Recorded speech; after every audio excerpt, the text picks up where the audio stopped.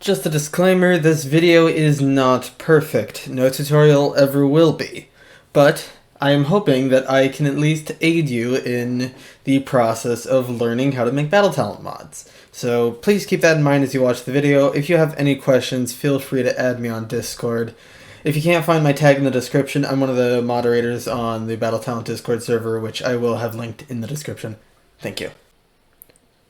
Alright, so I will be teaching you today how to make a mod for Battle Talent.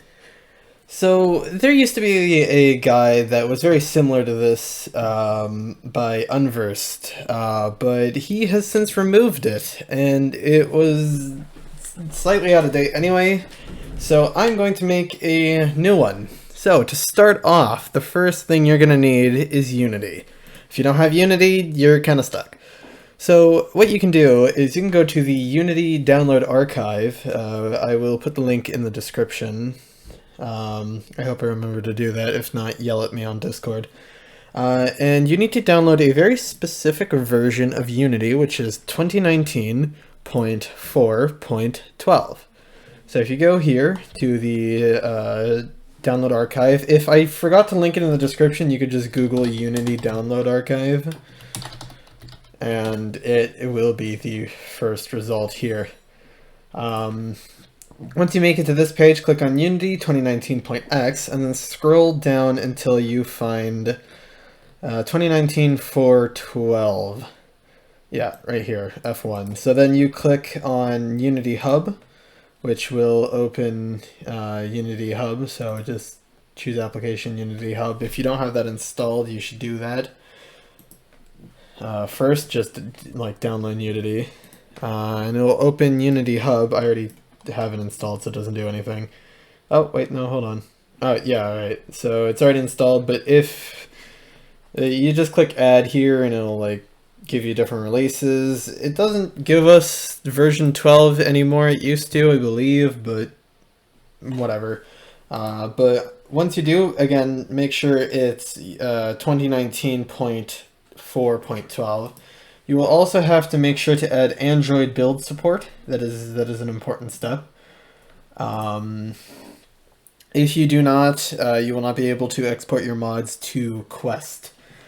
So you can see I already have like quite a few projects here, but once you are done, do not click new, but instead go to the GitHub page in the description and download ModProj, which is the modding toolkit which you will need to build mods. So to download it, you click here on the green code button and then click download zip. Currently, as of today's date, which is the 7th of March, the current version is bugged, I believe. There's some weird dependency exceptions going on. You don't really need to understand why, but basically, if you make a mod using the new toolkit, it doesn't seem to work with another mod made from the new toolkit. So I have a branch of it, an older branch of it on my GitHub page, which I will also link in the description as long as this bug is not fixed. It's not completely up to date because it's missing some of the spell stuff. It was this was made right before a spell update. But I will probably update the description once this is fixed. So yeah, just click code, download zip, wait for it to download. I didn't download it recently. And then once you do that, extract the ModProj from extract. Take this folder, take it out of the .zip. You only really need this ModProj folder, so if you want to just take that for ease of access, that's also fine.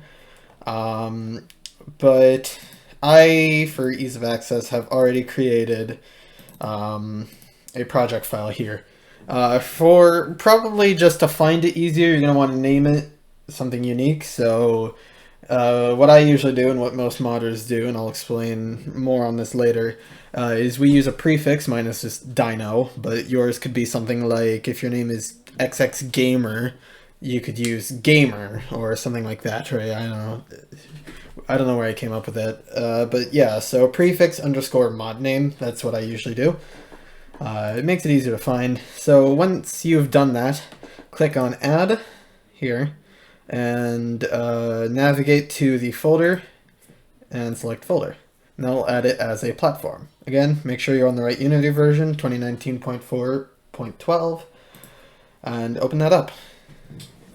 Now Unity is a bit slow, mind you, especially if you have a bit of an older machine. So be patient with it. While we're waiting for that, let's download the weapon. So the magma blade will be this sword right here. So when you find your model, usually it's going to be on Sketchfab. You have to check two things. The first is you have to check the triangle count. Now, admittedly, this is a bit of a bad example because for a reason you'll see soon, but the triangle count should not be over 20 triangles. This is an exception because there are multiple weapons. So if you see there's, there are the 7 weapons. So if you divide this by 7, it's about 11, right? It's about 11k triangles for each weapon, more or less. So it should be fine. Let's see if I can find a good weapon really quickly. That's just, I probably should have looked for this before. I need to mark it as downloadable. Yeah, so when you go to make a search, you're going to want to click downloadable. Just to make sure that when you're looking at weapons or whatever, you're not going to be downloading a weapon that's, or you're not going to be looking at weapons that are not downloadable. Yeah, this is a good example. So this is the animated sword. I think it's called the monster sword. Is an actual mod on Battle Talent. Somebody has made this, yeah. So you'll see the triangle count is under 20k, which is what you want. And you're going to see right above that, right, this is the triangle count, the tries count. And then above you'll see download 3D model. If you're not sure, you can always pop this link into model mod requests on the Discord server, and there will be a bot that tells you if the weapon is good to go. Anyway, so let's go back to the elemental swords here. All right, here we go. So click download 3D model, original format. It's the intended by the mod maker, or model maker, I should say. Sorry. Save the file, and it will be right here. So you can open that. Now you will notice here there are 2 folders. So usually what you want to do is you want to extract it. So I will extract it as so. Extract all. Yeah. And a good place to put it is usually in. You'll have your folder here. This is your folder structure. You're mainly going to be working in the assets folder. So just keep that in mind. And pretty much everything we do is going to be in assets. So what you want to do is you're probably going to want to go to resources, and you'll see there's like a bunch of models and stuff, and you're going to want to put your folder in there. That's you don't have to put it there, but it's definitely the easiest place just for management of everything. It's very easy when you put it in here, because you'll see like there's the scabbard, which is one of the other models, or the example weapons. You'll see the model is all in here. Yeah, so you have the scabbard and the sword, and that's all in here. So that's just an easy way to do things. And Unity still hasn't loaded up. It does take a while, especially when you're opening it for the first time. Alright, so I think it's done now. Yeah, here we go. Oh yeah, this is probably going to come up. You can just fix that or ignore it. It doesn't really matter because you're going to be deleting those at the end of the day anyway. So, we're here now. This is Unity.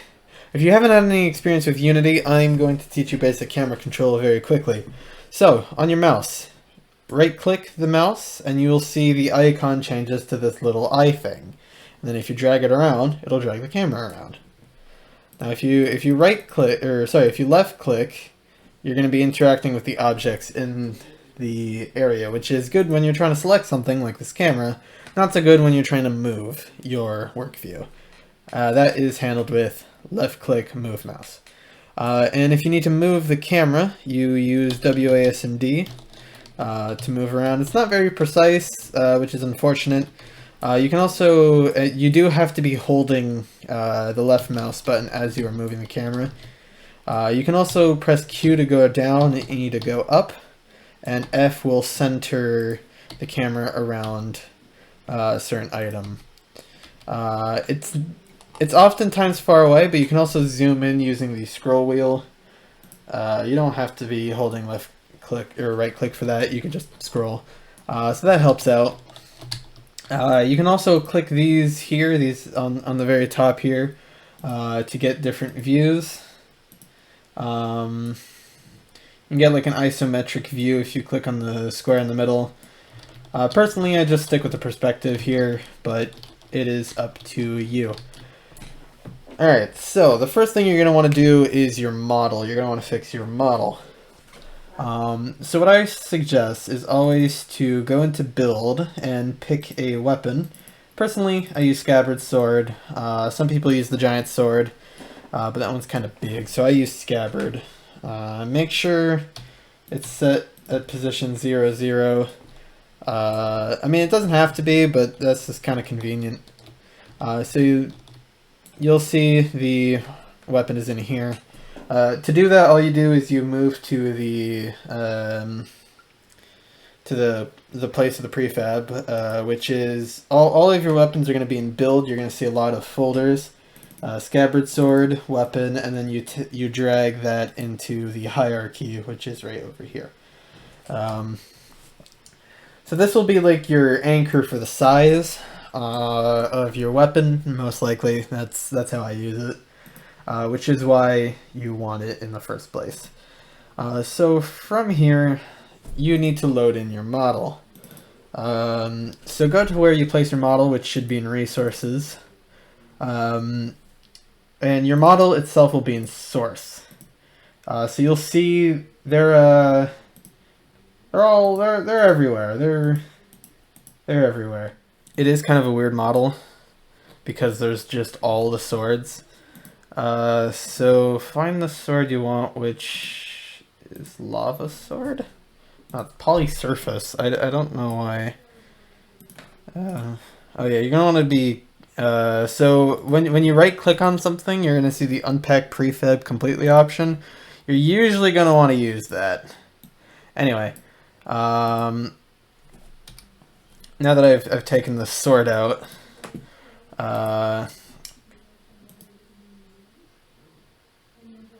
okay, this is a really bad example, and I apologize for that. But what I can do is... No, that's not what I wanted to click. What I can do is I can just create a material here. I might... Yeah, okay, so you're going to want to create a material, or extract the existing material depending on what you usually do, or what you like to do. So let's call this meteor, or magma blade. Magma blade.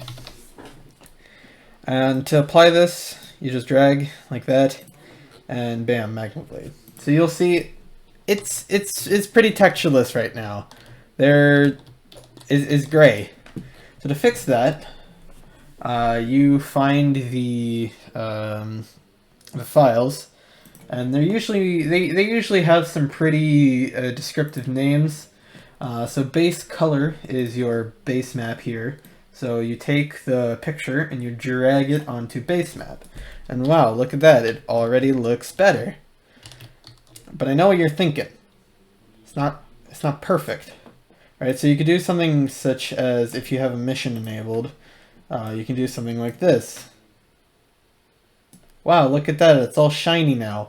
Don't do that.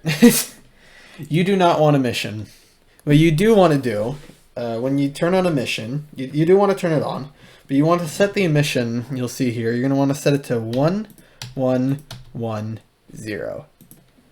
I'll explain what that does later. But all the other maps, so like this metallic, this AO is occlusion, ambient occlusion, metallic, normal. Oh, fix that. Yeah, if that pops up, fix it. So you'll know it's a very cartoony sword. It's a very cartoon sword. I like that. Does it fit battle talent? Don't know. Don't care.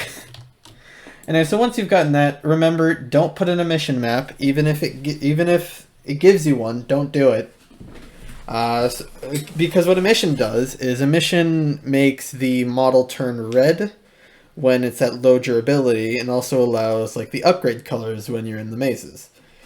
But it doesn't work if you have an emission map texture, and it also needs these very specific settings.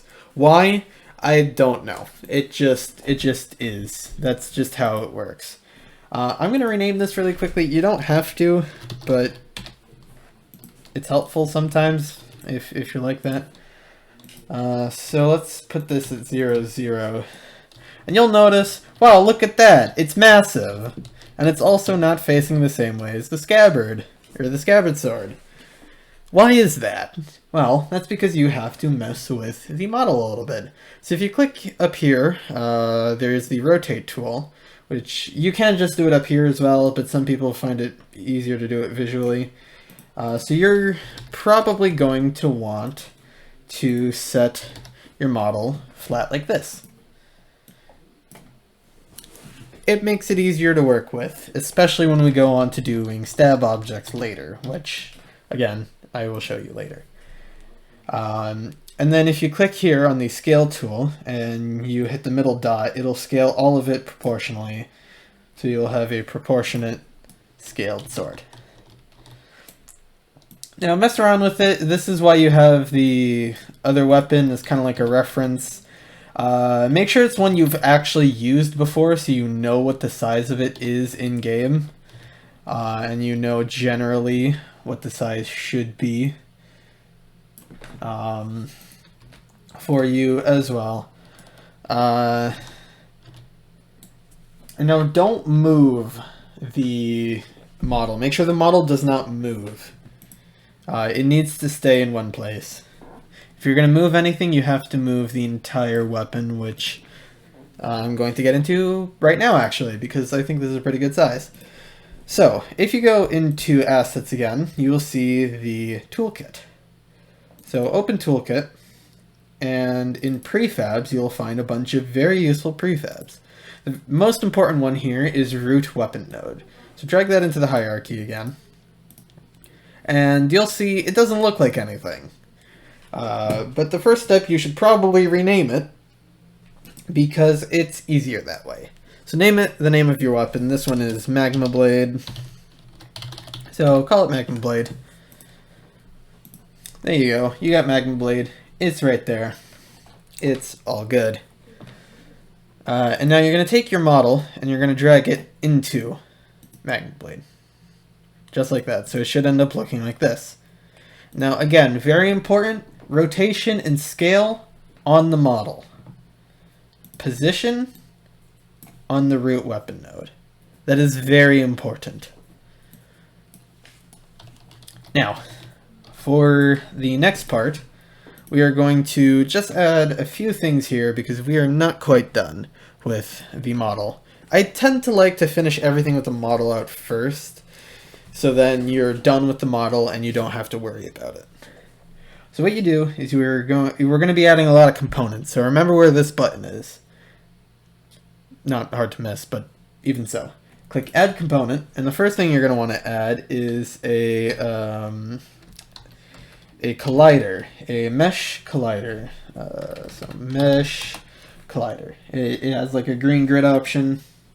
Add that, and then click Is Convex. And now you're going to have to take a look at your weapon here. So you'll see all these green lines show up. I got lucky. This is pretty good. But you'll see on like the scabbard sword model. No. Scabbard sword? Yeah. Okay, I see. Well, those... Okay. Bad example. Bad example. But yeah, basically you'll notice that there are these which define how big your model is. There are some that have better colliders than others. Some of them, if you have usually like something like scythe or an axe that has like an extending blade that goes out like both sides, you'll usually have kind of like a, not a T shape, but you'll have like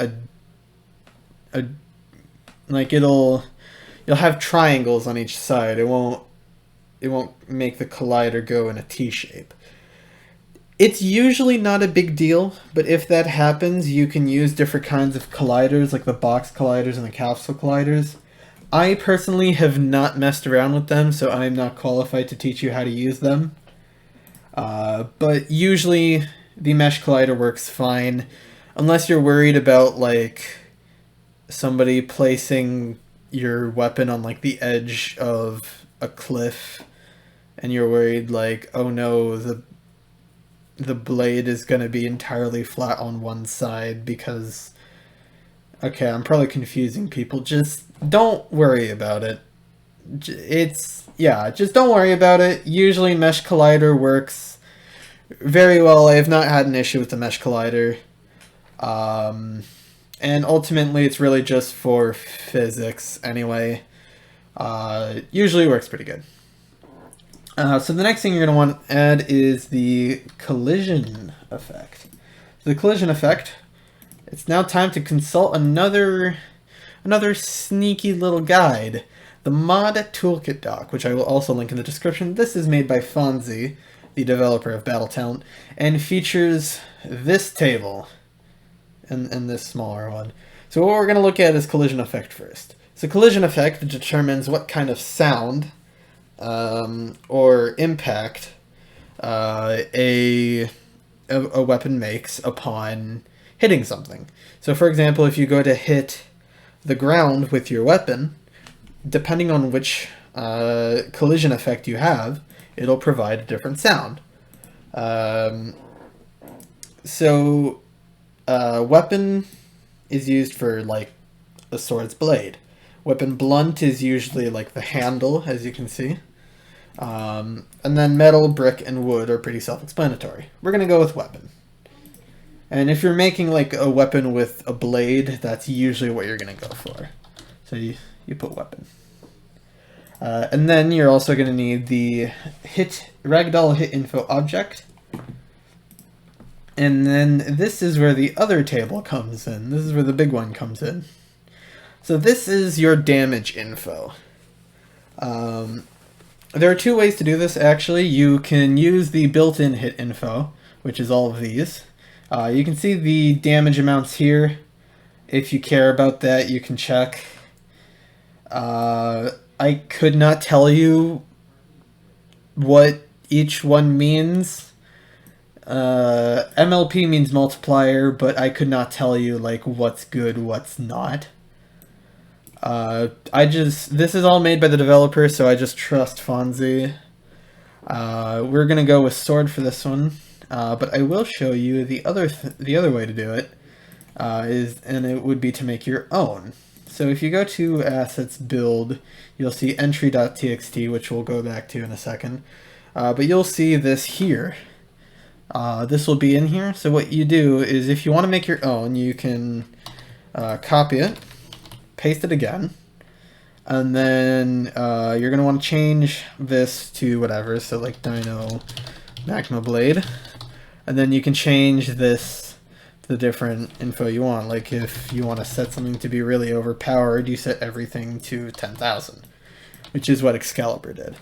I'm not going to be using this personally, but if you do want to use this, when you go to put your hit info, make sure you put in the name that you put. So for example, Dino Magma Blade, right? Which is the same name as here.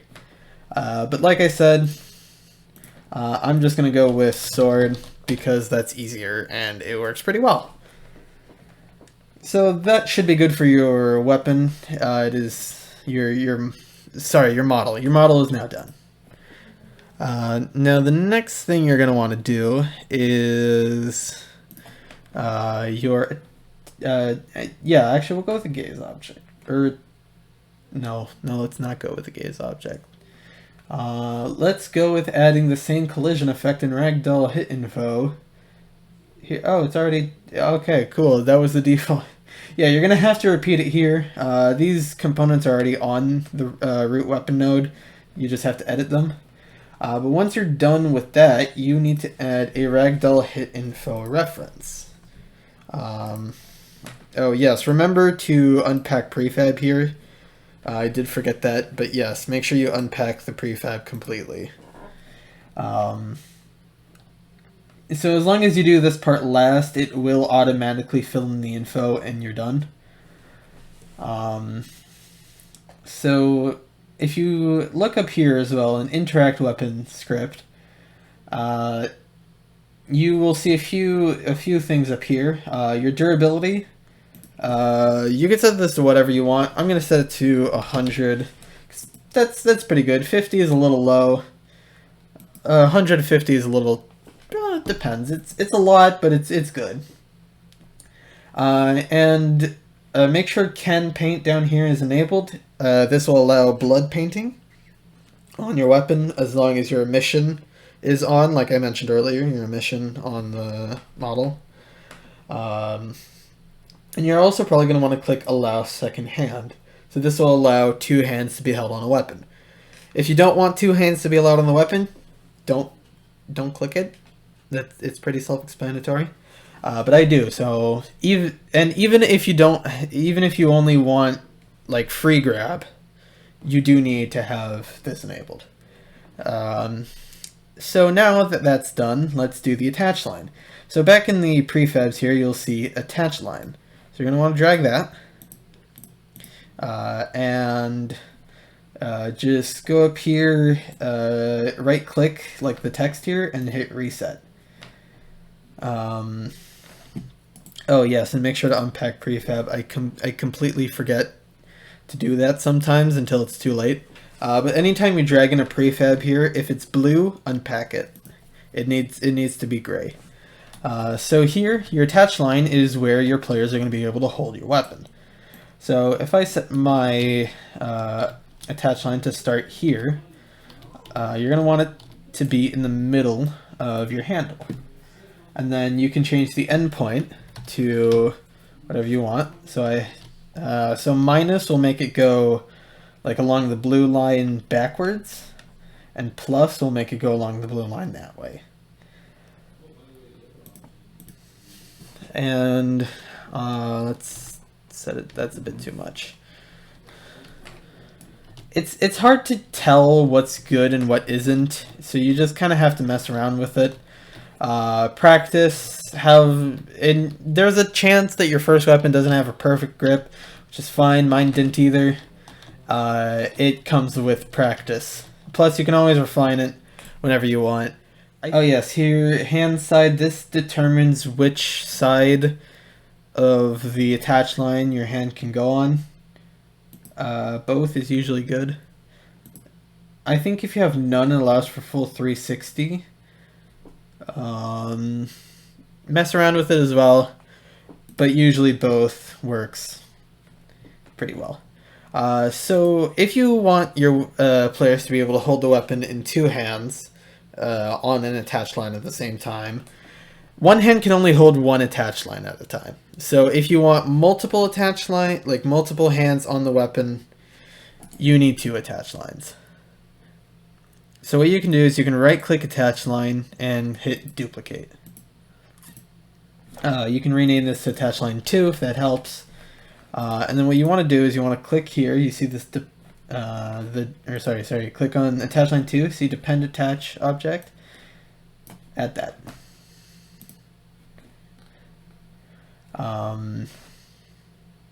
Yeah. All right. Yeah. That's pretty good. All right. So let's go back to the toolkit. prefabs. Now drag something like a hand attach in here, unpack it, and rename it to MountAttach. For some reason there's not already a MountAttach. It's the same thing as hand attach, so I don't really know why, but hit reset. And now put this at the point where you want your weapon to show up in your backpack. So if you put it on like over your shoulder at your hips, this is like the middle point of where your weapon should go. Usually if you have like a sword, it should be right at where the hilt of the sword ends. So something like that. All right. So with that out of the way, let's make the entry file. So if you go back to build, you'll like assets build, you'll see entry. Open this and it'll open this file that I opened earlier. And you'll see all of these add store item template. Now what is add store item template, you ask? Well, it's in the title. It adds something to the store. It tells the game, hey, allow the player to buy my weapon. So you can remove all the other ones. You probably should, because it makes it really hard to read through the entry if you have too many of them. You can also remove these hit infos if you're not using them. You don't have to, but you can if you want to. I tend to, but it's really just for cleaner code. And if you don't care about cleaner code, well, first of all, you probably should, and second of all, who cares? So now what you can do is you'll notice here there are 4 parameters to this line of code.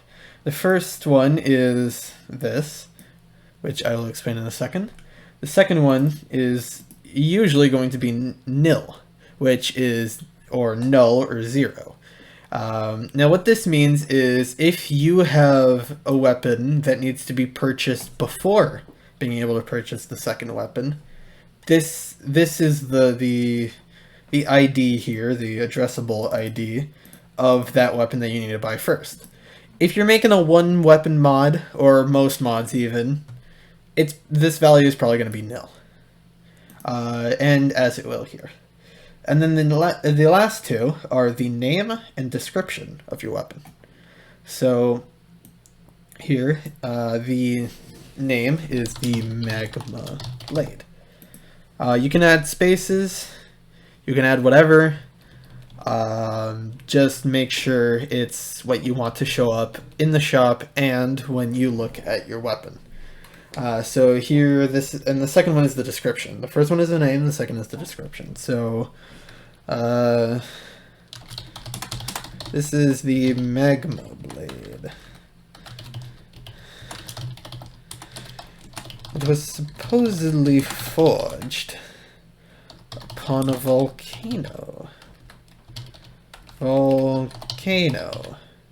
Doesn't matter what you put here, it could be anything. It could be a funny joke. It could be something simple like this. It could be credits, whatever you want. And make sure you save, either Control S or by clicking File, Save. Oh yeah, you might have noticed I've been using Notepad for this. If you have a Lua editor, like Zero Brain, which is what Fonzie uses, you can open it in that. But if you don't, Notepad or any other text editor works very well. So yeah, it's already installed on your machine, so you don't have to worry about that. So the last one here is very, very interesting, you'll see.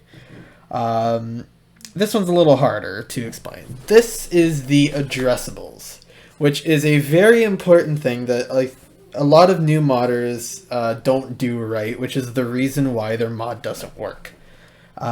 This here needs to be correct. This specifically. If this is not correct, your mod will not spawn.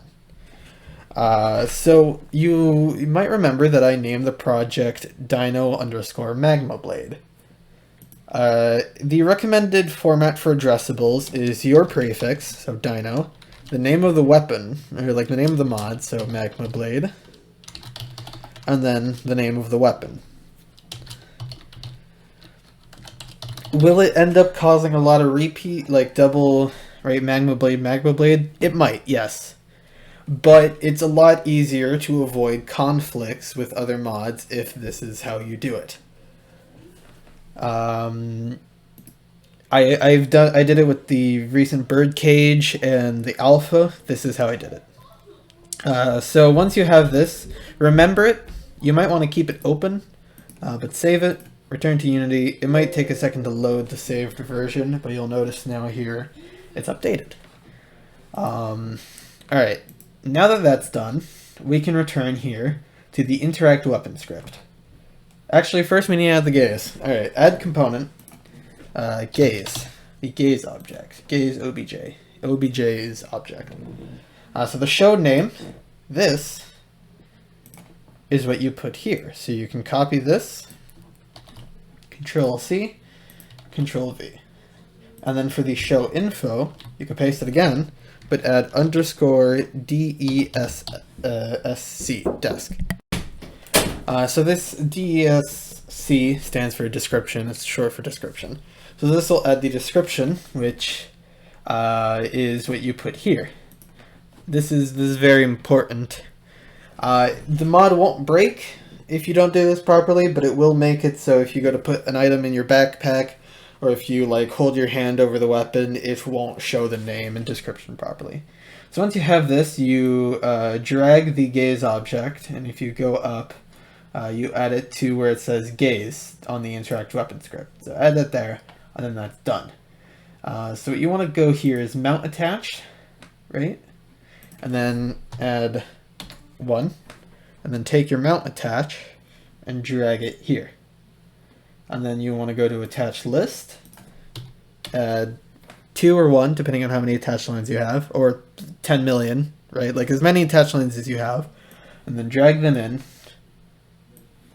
one on top of the other, like that. And if you set your durability, and okay, ignore guard points. Alright, if you've done all of that, congratulations, your weapon is one step closer to success. So let's see, what do we need next? Yeah, okay, so that's, oh, a trail, yes, trail, if you want to add a trail. So the trail is optional, but if you return to assets, toolkit, prefabs, you'll notice trail. If you add that to your weapon, unpack prefab, what you can do is you can add the trail, so the start. Typically you want to put this around where your MountAttach was, or really you put it along your blade, so wherever like your blade is. So I'm going to put it here on the end there, because that's a pretty good spot. So your trail, it ends up looking like this. You can change the color of it. I think this got broken in a recent update. So you can mess with it if you want, but I don't think it does much anymore. Like the custom color. Remember to unpack it if you haven't, or do that. And there, okay, now we're ready for StabObjs. StabObjs is the one thing that I thought was the most complicated when I started. Because the tutorial Fonzie made did not explain StabObjs very well. And I had no idea how to make good ones, or what they were even for. So you'll notice if you check some of my older mods, which you should not, you'll notice that there is a book that can stab enemies. That's not good. So, if you have a weapon with an actual blade like this one, then you should add a StabObj. StabObjs are vital for stabbing, slicing, and cutting off limbs. So if you go here, add a component, add a StabObj. Now you'll see this yellow box. So with this yellow box, You'll notice down here it's in geos, size 1, element 0. This is the parameters for your little box. So you'll notice right now it's not facing the right way, because I'm going to do the line where the trail is here. It's not facing the right way. What do we do? So you see geo forward, you see z, whatever, is equal to 1. Change that to 0, and then change x to 1. Oh wow, look at that. It's better now. Wow. So now, don't move it actually. I just read, don't move. Don't move that. What you're gonna have to use is you're gonna have to use the geo point. So you see this little red dot here, the stab tie. Oh wait, no. Okay, so you want the stab object to be about halfway out your model and halfway in your model. So about like this. Now set it in, no, that's Y. Don't change the Y-axis. So set it in about the middle of your area, no matter how small it is. Set it to about, like if it's too big or too small, set it to the middle. And then change the thickness, nope, not thickness, sorry, my bad, width, change the width to fix your problem. If the trail is getting in the way, hide it. Just remember to go back to fix that. I will probably forget, but that's fine because it's optional anyway. So now you see the red dot that I mentioned before. This is where this is the stab tie. So don't ask me why because I don't know, but you want to set it in the middle here. Like you want to set it on the edge of your weapon. Why, again, I really have no idea. So then you can change your stab min and stab max to about like where the tie is. So you want to set it to about like the length of the tie. And you want to set it so it's like the split between the red and the black is on the tie. That is what I meant. Yeah, so that's about good.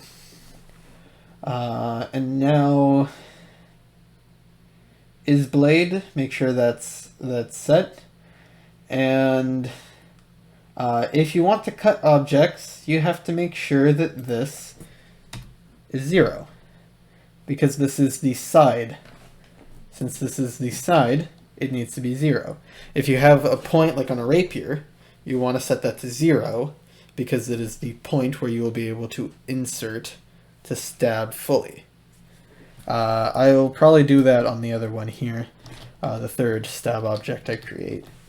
So then if you want to create, like if you want to copy these, which you probably will, you can just duplicate array element, right? If you right click on element 0, duplicate, bam, look at that, you got another one.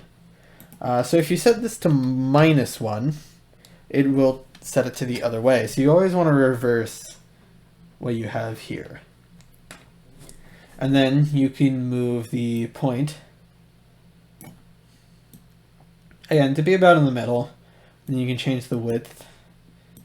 The middle is more like here. Then you can change the width to fit the entire blade, just like that. And if there's any need, you can edit the stab tie. I think that's pretty good. It's kind of hard to tell because it's like on the invisible, it's on like that section there, so it's kind of hard. Alright, yeah, so that's pretty good. Let's add a third one, which will be, so if we duplicate array element again, and open element 2 here, now we get to have a little bit of, now we have a little bit of fun with the rotation. When I say fun, I say that very sarcastically because it is very finicky to get the rotation of, as you can see, it is very finicky and it is hard to get the rotation.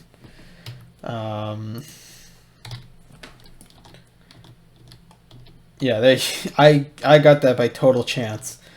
It's very hard to get a precise rotation on a stab tie, or like on a stab object. So you just kind of have to mess with it and hope. You can try to copy what I'm doing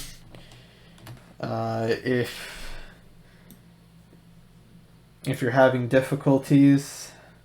Just try to copy what I'm doing. But overall, just kind of mess with it. That is going to have to be your attitude when dealing with Battle Talent mods. Because a lot of it is hard to explain verbally. You literally just have to mess with it. That is the best advice I can give. But that's pretty good. And I'm going to set this to... Actually, a lot of people might still be cutting with that, so I'm going to keep that at 0. But if it were like a sharper end, like the end here, then I would set it to 1 or 0. No, I want this. Yeah, and I set it to -1. Sorry. So that's StabObjs. Let me just check that's everything that I need. Looks like it. Yeah. Yeah, okay, I think that's it. If it's not, well, we'll find out when I go to test the mod. Alright, so you've done this. You're ready to clear. Oh, sorry. You're ready to clear out some old addressables. The fun part. So you remember how I mentioned all of these? Screw them. You need to delete them. So bow simple, get out of here. Keep common. You see all of these? Select them all. Get rid of it. This might take a while, because it is deleting a lot of folders. Yeah, so now you're left with common and entry. So then create a new folder. You can click on the plus, or oh yeah, you can, let me just unpack that. So you can either click on the plus or just right click, and then there's create. But create a folder, name it the name of your weapon, which should be the same as the weapon name you gave both your root weapon node and in your entry. This part, not that part, this part. And I'll explain why it's very important you do it like that later. So in here, you create 2 more folders. First one is weapon. And then in weapon, you take, oh yes, I need to enable trail. There you go. So you take your weapon and you put it here. Cool. And now here, you notice you have your weapon here. And now this is how modders usually create their icons. So pose your weapon however you want. This is how I'm going to do mine. And then take a screenshot using either snipping tool or light shot or whatever. I personally use light shot, but it doesn't matter. So take a screenshot. I have no idea how much of this you're actually going to be able to see. But make sure it's square, and for convenience, probably try to make it at least 320 by 320 pixels. If you have the ability to make it that way, then do that and try to make it square, because then it won't have to squish your image down to be a square. So if we save it as magma blade. Yeah, again, I have no idea how much you were able to see of that. Anyway, so go back here. And then this is where we create our second folder, which is icon. Specifically with the I and the C capitalized. Very important. It's case sensitive. So then you can head here, take your icon, drag and ignore my folder of Battle Talent icons. And then you have your icon in here. And make sure it's named the same as your prefab and the name here. Again, very important. That's all you need here. Alright, so now here's a cool little trick. If you go into Resources and then click on Addressable Config, oh wow, look at that. What is this? It might look a little different. I think there's a note on the latest version of it. There's like a note here. So click on Weapon Paths here and you'll see, oh wow, there are a bunch of things that I'm not using. Change the size to 2. And then replace spell telekinetic with common. And spell fireball. Or actually, no, leave common out. No common. Just magma blade. Or whatever your weapon is called. Don't put common. Unless you're actually using the things in common, which I'll go back to and show shortly. So now in prefix, this is where you can go back to your entry file and take all of that. Take the mod name with you. Not just your prefix, but the mod name too. Because the mod name is part of the prefix. And then hit clear addressables, create and refresh addressable name. Now it probably doesn't look like you did much, but it is important. And again, just to avoid conflicts, put new prefix here, and the old prefix will be WMD for mod weapon mod demo. That is the old prefix. If you've already changed it, then remember what the old prefix was, and then click invoke, and it will scan through all your files to remove the text WMD. So you'll notice here, WMD is in here. But if I go back to build and I open entry again, you'll see, oh wow, look at that, it's changed. So yeah. And then here you can confirm everything looks fine here. This should be the same. If it's not, fix it.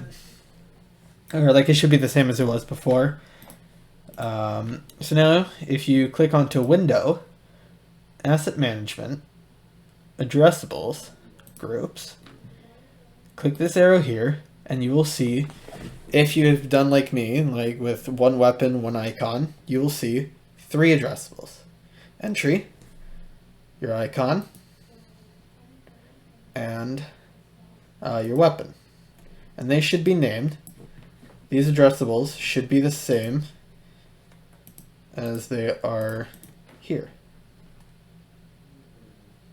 Like that. So there you go. Now you should have completed your mod. But now you gotta test it. So to build, first click on Edit, Project Settings, and now you'll see Default Company and ModProj here. Default Company can stay the same, but change ModProj to something else. Usually it's going to be this name here. So mine Dino Magma Blade. This makes it easy to tell for anybody who's downloading the files manually, okay, this is that mod, right? Or if they have to delete files manually because their game is lagging out because they have 100 mods, they can see, oh, this is that file. Let's save it in case I want to use this mod later. Although most people are just going to delete the entire folder and reinstall them through the mod.io. Okay, bad example, but still, it makes it easy to recognize what's what. It's going to make it easier for you. So once you've done that, you will see Build Tools, and you will have multiple options. Clear old files will delete old builds of your mod. You're probably not going to be needing to click this very often, because it automatically does that when you build all bundles. The first 2 options I have not used much, neither have I used the second 2 options much. But presumably this will install the mod in your PCVR mods folder. And this presumably in your quest folder? I don't know. I haven't tried it very much. I use the old reliable build all bundles. Why? Because I want to make sure it works well in the status that it should be when it goes to be developed. Oh, I forgot a thing. Okay, I always forget to do this. Alright, so unpack this. Unpack that. Okay, yeah. So you see this button here, this layer Interact. Click it again, change children. Now you'll notice if you click on all of them, it all says Interact. It was not like that before. I forgot that. So go back, click on this, right? Make sure you've unpacked it, right? And then copy the addressable. This is just an easy way to replace it so you don't have to go back and fix the addressables with the tool every time. This is what I do. You can use the tool every time if you want. It might be easier for you, but this is what I do. I copy the addressable, so just like select it all, Control C. And I delete this, and then you drag it back in. Again, make sure you've unpacked it before you delete it. And then click Mark as Addressable and change that to that. Sorry about that. Anyway, so now that you've done that, you can hit Build All Bundles, and it will start to build. If you haven't saved your scene like I have, because I don't do that, it will prompt you to save the scene. You should do that. you should always do that. And it's going to take a long time the first time it builds. Yeah, the first time it's going to take a really long time. I say really, it's not that long, but it's going to take a while. So just sit back, wait. In the meantime, I'm going to open SideQuest. Because I use the Quest because I forgot that I didn't have the Oculus app installed, so I can't use Oculus Link right now. Because my frickin' hard drive died. Not important. It's fine. I assume most people are on Oculus Quest anyway. So, using SideQuest, or you can even use File Manager, actually. I'll show you. If you go on this PC... Oh, look at that, the Quest. I'll do it on both. So you'll see internal shared storage, so that's like the internal storage. You're going to want to open Android, Data, find, okay, wait for it all to load, and then find com.crosslink.sao. This is Battle Talent. Don't get the name, like, don't get confused by the name, this is Battle Talent. And click Files, and then open mods, and then you got your mods. That's the way to do it if you don't use SideQuest. You can do that on SideQuest as well using the Android, data, com.crosslink.sao file, so you can do that as well. And then mods, and there it is. You can do that as well. But you'll notice here, there's a special little button. You don't have to add this yourself, because Bart added this to SideQuest because SideQuest is open source. So this is automatically here on SideQuest now. If you click it, it takes you directly to the mods. Which is, if you have never installed mods before, it will give you kind of like a blank directory. Just click Files, and then create your mods folder. But if you, I presume you've already used mods if you want to make one. I presume you've already used them. So this should be here. So make sure to have this open. Unity takes frickin' forever. So I will be back once my mod has finished building. Alright, mod built, let's go. You'll be able to tell that your mod is built if you can click on something. If you can't, then it's not done. So if you can move the camera around and you can do all that, then you're good. Alright, so open SideQuest or whatever. If you're on PC, I believe the let me pull up. If you're on PCVR, the location is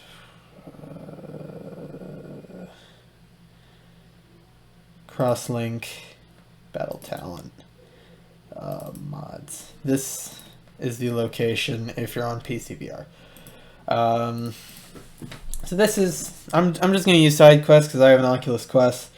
So if you open your project back up here, right, your files, open your files in a file explorer, go to Assets, you'll see a new folder called Mods. So in there you'll find your weapon, Magma Blade. So just kind of drag that in, and there you go. I need to go on casting here. I need to do some things to have it cast to you so you guys can see what I'm doing. So once you've done that, it usually takes like only a few seconds to upload mods because it's super small. Let me just cast really quickly. Okay, so the gameplay was really bad, and it was running at like 1 frame per 2 seconds because, yeah, my PC is trash. Sometimes it dislikes me. But basically, when you're testing something, what you want to do is you want to first check out the shop, see if your weapon's icon appears in the shop properly. Try buying it. It should only cost 1 coin. Does it purchase properly? Yes, then okay. Then in that case, then go to the test scene, which you can access in the cheat menu. Or sandbox if you prefer. Some people might go sandbox. Personally, I think the testing is better because there are 3 enemies that have a ton of health and there's some wood. Spawn your weapon using the cheat menu and just go to town on the enemies. Test out stabbing, slicing, decapitations, throat slitting, if you have StabObjs anyway. Try throwing your weapon, try getting the durability down to really low, see if it turns red. Check the size of the weapon in your hands, and check how the weapon stabs into the wood. I apologize that I don't have gameplay footage for this to show you what I mean, but my PC cannot record it properly. But basically, from what I did in that test session, I learned that the weapon was too big and that the StabObjs were incorrect. So keep watching to figure out what I did to fix the StabObjs, because that's actually very important. Let's continue. Oh, yeah, okay. That's the problem. So I've opened up alpha here, and you may notice something different about the lines. The black's facing out, but if I go back here, the black's facing in. So I think that's why I was having so much issue. Oh yeah, I also made it smaller, so I'm gonna adjust these really quickly. I'll show you what I do. Alright, so let's start by moving the trail over and disabling it. So remember, unpack your prefab, always important. I scaled down the weapon, by the way, for those wondering. So let's place this back in the middle. Alright, that's good. Okay, that's not the middle. There, that's good. And now here, I'm going to have to reverse. Take this, copy, set to -1. Oh, yay. What was even the point of setting the location? I don't know. I should have realized it would do that. Actually, I need this to be 1.54. And this to just be 1. Yeah. There. 1.3. That should make it better. There. Okay. Now for these ones. So element 0. Let's put that. Actually, that should already be relatively in the middle. Alright, that's more in the middle. And oh, that's actually not a bad length. Okay, the length is fine. Now here I do -1 and then move that back. Yeah, so unfortunately I did make a mistake with these stab objects, which is a shame because stab objects are the most important part of learning, because that was what tripped me up when I was first starting, and I don't want to do that to you. Yes, you watching this video, you listening to me speak right now. So I fixed that, and I will rebuild. The second time you build a mod, I didn't mention this earlier, but the second time you rebuild a mod will be much easier, or will be much faster than the first. Well, don't forget, and now make sure it's all on Interact. I'm just going to do that. You don't have to do that every time as long as it's all on Interact, but just to be safe, because I've had like a bad experience with forgetting. So there you go. Now you build again. It shouldn't take too long. The second time, it's usually a lot faster after you've already built it once, because things are already loaded, I suppose. Oh yes, and here it tells me to save the scene, so, and I already created a scene, so just hit save. Alright, so let's go back here. Now make sure when you're replacing the mod, make sure you delete it. Because I have had some really weird effects if I didn't outright delete the mod before placing it back in. If you don't outright delete it, it might do some funky things. So make sure you delete it and then place it back again and not just rewrite the file. Or overwrite. There you go. Here's the magma blade. You can see I changed the size of it slightly. And if we try climbing, if we try climbing, you can already see a big difference in the fact that it's much more responsive now. Occasionally, it's better. It's not perfect, and I think it's mainly due to the blip here, but that's more of a problem with the model. I'm totally not dodging the fact that I did this wrong. No, nah, but it is mostly the model. The model is weird and doesn't really allow for a stab object to be placed here smoothly. But if I fight, I didn't. As you can see, that was a nice little throat slice. It's kind of hard to do with a sword, though, but it works really well with this weapon. Oh, there we go. Oh, nice. That's what I was looking for. Just. Oh, nice. Yeah, so really mastering stab objects just takes a little bit of practice. Practice your stab objects, and if you want like a weapon that like has really high chances of cutting an enemy, put lots of stab objects. Like if you find a place, don't just like spam them, that could get annoying. If you place multiple stab objects, it'll make for some easy. Okay, you can't really throw stab. Oh, you kind of can, but it's really the tip. The tip of the sword is a little awkward on this weapon. So sometimes the model just doesn't work very well for stabbing, and that's not your fault. So just remember that. Where the frick did the weapon go? Where did it go? Oh, did it despawn? Was it out of durability? Okay. Yeah, so that might be a reason why you would want... I mean, no, it didn't give me a notification saying, hey, the weapon's running low on durability.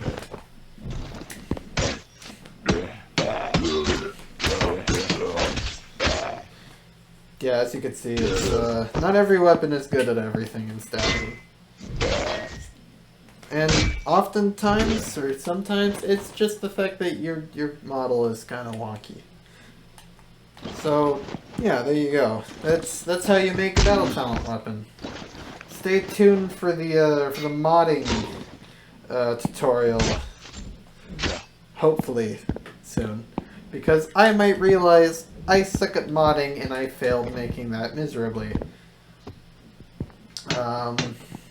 So that might not end up working out the way I wanted to, but I will try. I will try to add a one of the fireball spell ability to the magma blade, because why not?